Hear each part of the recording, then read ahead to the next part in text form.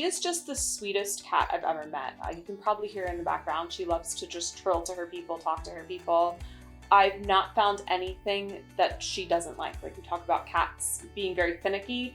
That is not her. She's just sweet all the time to us and to our other cat as well. So I put an application in online. They were very thorough. They checked both a personal reference and our vet just to make sure that the kitty would have adequate care. I saw Aurelia, whose name is Autumn, online come up a couple weeks later. I reached out and they put me in contact with her foster, Lynn, who was extremely knowledgeable and assured me she'd be a really good fit for our family. With loving care, because they're in a home environment, they're able to come out of their shell a lot more, so you kind of know what you're getting into. And that was important with us, just knowing our other cat might be tricky to get along with, that we had someone with knowledge of her to know that she would be a good fit for him. I think it's more likely to be a good match and a long-term match versus when you don't really know what the cat is like. Then when Lynn described her personality, I knew she'd be a good fit for our other cat. He's a bit of a handful to get along with. I'll let you talk about how he acts.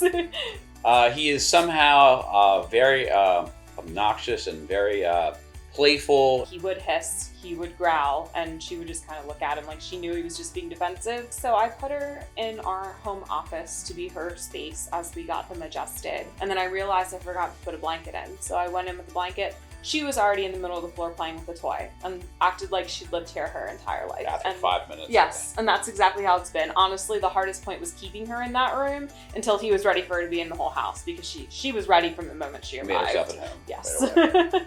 So her first meeting with Bat, who's our other cat, his name is Bat, was she broke out of the room. So we didn't have the door latch and she just broke out. So I'm laying in bed with him and here comes Aurelia up the stairs to join us. And he hissed, but again, she didn't care.